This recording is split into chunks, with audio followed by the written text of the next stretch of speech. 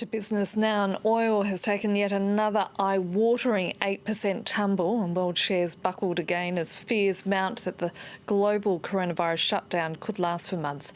Here in Europe, London sliding nearly 0.5%, Frankfurt losing 0.16%, and Paris shedding over 0.7%. Now, for a look at what's driving those market drops, France 24 business journalist Bryan Quinn joins us now. Bryan, what are some of the specific factors driving those market drops today? Well, Annette, one sector where we're seeing some major drops in share prices is in the European banking sector. Italian lender UniCredit is down around 6%. Crédit Agricole here in France off around 4% Monday. Well, that's following an order from the European Central Bank on Friday that banks in the bloc freeze both dividend payouts and share buybacks. They're trying to ensure that lenders have enough cash on hand to avoid a credit crunch like we saw in 2008. So that's around 30 billion euros in dividends that aren't going to be going out to investors. And of course, share buybacks have been driving high stock prices recently. So no big surprise that those shares are pulling back today. Now, as you said, another big driver on the markets today is crude oil futures taking a big dip.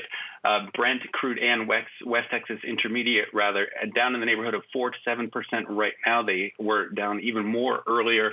We had WTI below $20 a barrel. These are 17-year lows we're talking about. Now, those kind of drops can, in fact, have knock-on effects in the equities markets as well, because a lot of, in fact, sovereign wealth funds in these Middle Eastern and African countries that depend on oil revenues, they need that revenue coming in, and they've lost around $1 trillion so far from this crisis. So they're selling equities to maintain liquidity.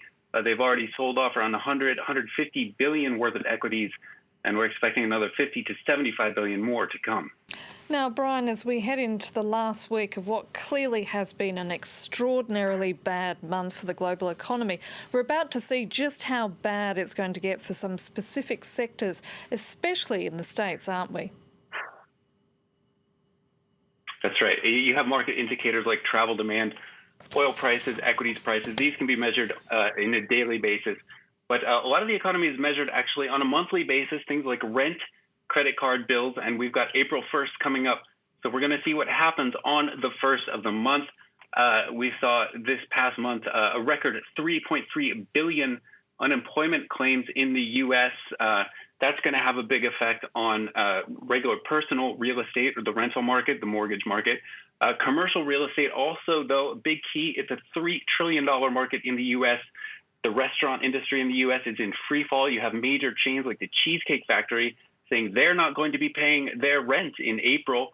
And you've also got firms like here in Europe, like Adidas and H&M have said in Germany that they're going to not be paying their rent in April as well.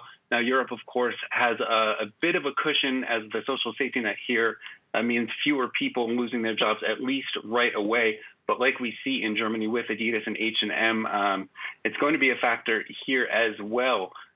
So the 3.3 trillion, I think it's currently $2 trillion bailout in the U.S. is supposed to pump money into the pockets of both companies and people, individuals, to help them pay their rent. But that money actually is not going to be coming through for another couple weeks. So today, on Wednesday, April 1st, we're going to see how bad of a hit the real estate and credit card sectors take as a hit.